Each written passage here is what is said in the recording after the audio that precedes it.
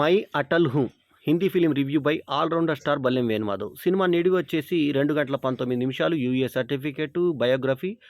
శుక్రవారం రోజు 19 జనవరి 2024న ఈ సినిమా విడుదలైంది. Main Atal Hoon is a compelling biographical drama that chronicles the extraordinary life and political journey of Shri Atal Bihari Vajpayee, former Prime Minister, an iconic figure in Indian politics. The film delves into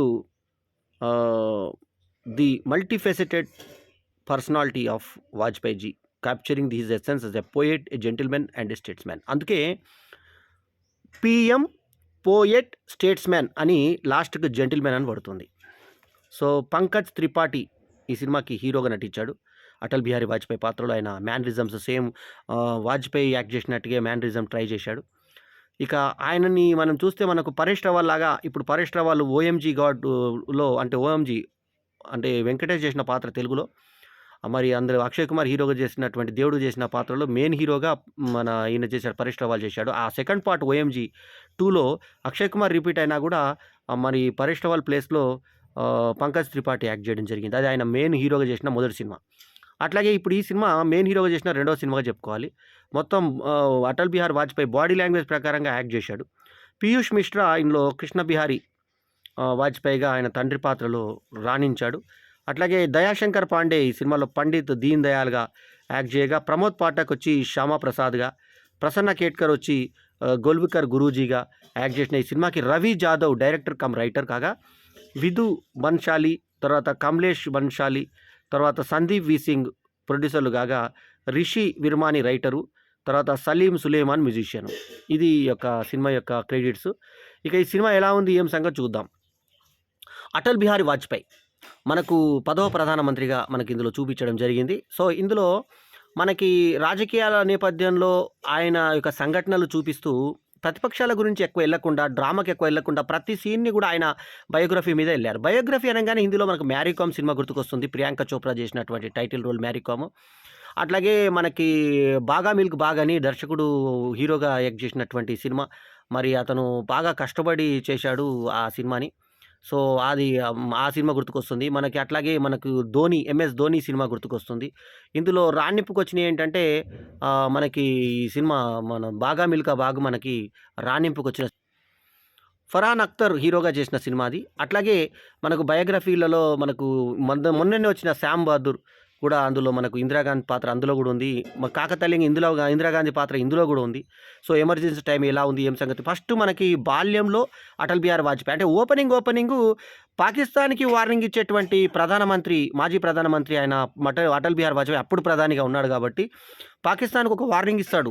ఇది చూస్ చేసుకుంటారా, అది చూస్ చేసుకుంటారా అన్న తర్వాత మై అటల్ హూ అని చెప్పి టైటిల్ వేసి అక్కడి నుంచి ఆయన బాల్యావస్థ, యవ్వనావస్థ, ఆ తర్వాత అక్కడి నుంచి ఆయన ఏ రకంగా ప్రధాని అయ్యాడు, తర్వాత మళ్ళీ ఒకే ఒక ఓటుతో ఏ రకంగా ఆయన అవిశ్వాస తీర్మానానికి గురయ్యాడు. కానీ ఆ తర్వాత మళ్ళీ తిరిగి అధికారం ఎట్టొచ్చాడు చూపించలేదు. డైరెక్ట్ మళ్ళీ అధికారంలోకి వచ్చి ఏం చేశాడు, పోఖ్రాన్ పరీక్షలు, ఆ తర్వాత ఈయన యంగ్ మనకు రాష్ట్రపతిగా కూడా పనిచేసిన అబ్దుల్ కలాం ఏ రకంగా మనకి ఇది చేశాడు, అది ఆ వాజ్పేయి హయాంలోనే జరిగిందని, మన శక్తివంతమైన దేశంగా మారిన తర్వాత చీనా అంటాడు చీనాను తర్వాత పాకిస్తాన్ని ఏ రకంగా ఎదుర్కొన్నారు, వాళ్ళు ఏ రకంగా భయపడి వాళ్ళు లాస్ట్కు మంచి సంబంధాలు మనతో పెంచుకున్నారు. ఆ సంబంధం పెంచుకునేటప్పుడు బస్సు కూడా ఇటు అటు బస్సు నడిపించే దాంట్లో కూడా వాజ్పేయిది ఏ రకమైన హస్తం ఉంది అనేది చాలా విపులంగా, చాలా స్పష్టంగా నేటి తరానికి తెలిసేలాగా తీర్చిదిద్దినటువంటి తీరు చూస్తుంటే దర్శకుడిని అభినందించగా మనము. రవి జాదవ్ ఇది సక్సెస్ఫుల్గా చెప్పగలిగాడు. అయితే ఇందులో మనకి ఎవ్వరికి తెలియని కోణము, మరి ఈయన పోయిట్ అనే సంగతి అందరికీ తెలుసు కానీ గొప్ప ప్రేమికుడు అనే విషయం చెప్పి రాజకుమారి అనేటువంటి ఒక అమ్మాయిని ఈయన ఇష్టపడ్డాడని, వాళ్ళిద్దరి మధ్య ఒక మంచి అవినాభావ సంబంధం ఏర్పడి లేఖల్లాగా ఇచ్చుకునే దాకా వచ్చిన తర్వాత సడన్గా అమ్మాయి వాళ్ళ ఫాదర్ బాగాలేక ఊరు మారిపోయారని ఒక ఫ్రెండ్ ద్వారా చెప్పించాడు. కానీ నాటకీయంగా ఇతను చెప్పకుండా ఎందుకు వెళ్ళిపోయిందనే దానికి ఎటువంటి రీజన్ చూపించలేదు. మరి ఆయన జీవితంలో ఆ కోణం వీళ్ళకి తెలియలేదో, లేకుంటే తెలిసినా వీళ్ళు చెప్పలేకపోయారో అర్థం కాలేదు. అక్కడ సడన్గా డిసప్పియర్ అయిపోయిన తర్వాత ఒక పాప ఈమె కవితలు చెప్తూ స్టేజ్ మీద పరిచయం అయిన తర్వాత మా ఇంటికి రండి ప్రధాన గారి అని చెప్పి పిలిచినప్పుడు, నేను ఇవాళ రాను రేపు వస్తాను ఖాళీ కడుపుతో మీ ఇంటికి వస్తాను అన్నప్పుడు వచ్చిన తర్వాత తల్లి ఈమెనే మధ్య వయస్కురాలుగా ఆమె ఉన్నప్పుడు ఆ తర్వాత మళ్ళీ ఆ కుటుంబంతో అనుబంధం ఏర్పరచుకున్నట్టు, తనకు ఎక్స్టర్నల్ అఫేర్స్ మంత్రిగా, విదేశాంగ శాఖ మంత్రిగా ముందు పదవి వచ్చినప్పుడు ఆమెని కుటుంబ సభ్యురాలుగా ఆయన భర్త, ఆమె పిల్లలతో పాపతో పాటు ఆమెను ఇంట్లో పెట్టుకున్నట్టుగా, మనకు వాళ్ళ కుటుంబంతో ఈ రకమైన డీల్ ఉన్నట్టుగా ఇది మన ఆయన వ్యక్తిగత జీవితంలోని ఇంకో కోణాన్ని మనకు స్పష్టం చేసి, బ్రహ్మచారిగా బహుశా మరి ఆర్ ఆమె ఆ భగ్న ప్రేమ వల్లనే ఆయన పెళ్లి చేసుకోలేదేమో అని ఒక అర్థం వచ్చేటట్టుగా మనకు చేశారు. అట్లాగే ఇందిరాగాంధీ పాత్రను కూడా చాలా చక్కగా తీర్చిదిద్ది ఎమర్జెన్సీ టైంలో ఏ రకంగా చేసింది, ఆ తర్వాత ఇందిరాగాంధీని ఏ రకంగా ఎదుర్కొన్నా అంటే ఎక్కువ ఇందిరాగాంధీ జీవితంలోకి వెళ్ళకుండా మామూలుగా. అయితే జవహర్లాల్ నెహ్రూ ఈయన చూసిన తర్వాత ఈ కుర్రోడు ఎవడో ఎప్పుడో ఖచ్చితంగా ప్రైమ్ మినిస్టర్ అవుతాడు, ఇది అండర్లైన్ చేసుకోండి అని అంటాడు. అన్న ప్రకారం ఈయన ప్రైమ్ మినిస్టర్ అయ్యి 2 సార్లు 2 టర్మ్స్ ప్రైమ్ మినిస్టర్‌గా నిలబడతాడు. నీతి నిజాయితీలకు నిబద్ధత ఉంటుంది. ఆ పార్టీ ఎట్లా స్టార్ట్ అయ్యిండు, ఆర్ఎస్ఎస్‌లో ఉంటాడు. రాష్ట్రీయ సేవా సంఘంలో ఉంటాడు. ఆర్ఎస్ఎస్‌లో ఉన్న తర్వాత ఆ ఆర్ఎస్ఎస్‌లో యొక్క విభాగంలో ఉన్నప్పుడు గాంధీ గారి హత్య జరుగుతుంది. గాంధీ గారి హత్య జరిగినప్పుడు గాడ్సే వాళ్ళు అందరూ కూడా దీంట్లోంచే వచ్చారు. ఆర్ఎస్ఎస్ నుంచి అన్ని తగలబెట్టేస్తున్నటువంటి ప్రెస్‌లో అప్పుడు అక్కడే ఉంటాడాయన. సో, పారిపోతాడు. ఎంతో కష్టపడి అక్కడి నుంచి రక్షించుకుంటాడు. ఆ తర్వాత ఒకసారి ఇంగ్లీష్ వాళ్ళ జెండా ఉంటే ఆ జెండా తీసి భారతదేశం జెండా ఏసి ఆయన కట్టుకొని తీసుకెళ్ళి జైల్‌లో ఏసేస్తారు. జైల్‌లో ఏసిన తర్వాత ఇంకా బయటకొచ్చిన తర్వాత ఆయన ఉపన్యాసాల దాటి పెరుగుతుంది గానీ తగ్గదు. సో, ఒక జీవితాన్ని, ఒక గొప్ప వ్యక్తి జీవితాన్ని చాలా చక్కగా ఆవిష్కరించినటువంటి ఈ సినిమాకి నేను ఇస్తున్నటువంటి రేటింగ్ 4/5. ఆ తర్వాత ఈ జైలు జీవితం అయిపోయిన తర్వాత ఆయన జనసంఘ్ పార్టీది ఒకటి పార్టీ పెడతారు. ఆ పార్టీ పెట్టిన తర్వాత అది సక్సెస్ కాదు.